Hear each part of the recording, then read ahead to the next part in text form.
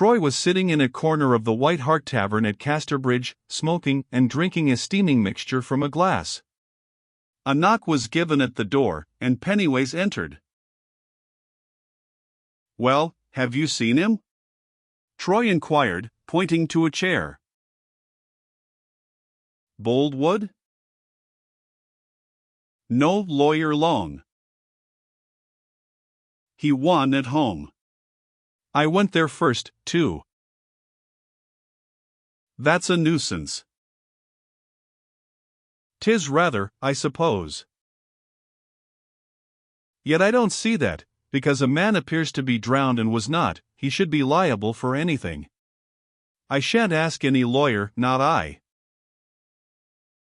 "But that's not it, exactly. If a man changes his name and so forth, and takes steps to deceive the world and his own wife, he's a cheat, and that in the eye of the law is eyeless a rogue, and that is eyeless a lambican vagabond, and that's a punishable situation." "Ha ha! Well done, Pennyways," Troy had laughed, but it was with some anxiety that he said, "Now, what I want to know is this, do you think there's really anything going on between her and Boldwood?" "Upon my soul, I should never have believed it. How she must detest me! Have you found out whether she has encouraged him?" "I han't been able to learn. There's a deal of feeling on his side seemingly, but I don't answer for her. I didn't know a word about any such thing till yesterday, and all I heard then was that she was gwine to the party at his house tonight. This is the first time she has ever gone there, they say. And they say that she not so much as spoke to him since they were at Greenhill Fair, but what can folk believe o't? However, she's not fond of him, quite offish and quite careless, I know." "I'm not so sure of that. She's a handsome woman, Pennyways, is she not? Only you never saw a finer or more splendid creature in your life.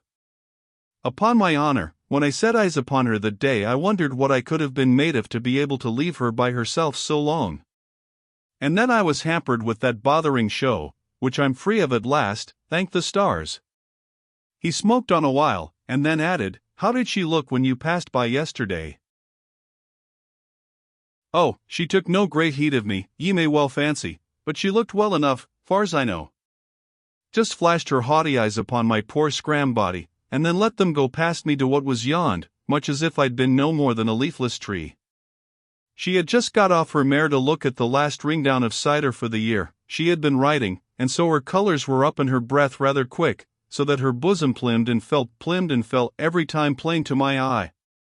Aye, and there were the fellers round her wringing down the cheese and bustling about and saying, 'Where o' the pommy, ma'am, 'twill spoil your gown.' 'Never mind me,' says she. Then Gabe brought her some of the new cider, and she must needs go drinking it through a straw moat, and not in a natural way at all.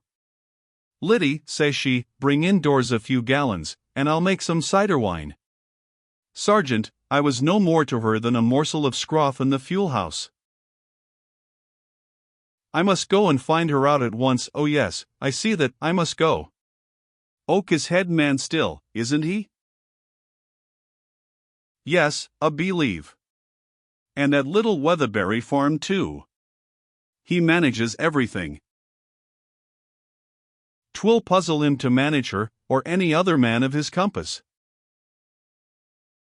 "I don't know about that.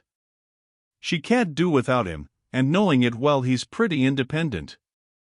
And she've a few soft corners to her mind, though I've never been able to get into one, the devil's in't." "Ah, Bailey, she's a notch above you, and you must own it, a higher class of animal, a finer tissue. However, stick to me, and neither this haughty goddess, dashing piece of womanhood, Juno wife of mine, Juno was a goddess, you know, nor anybody else shall hurt you.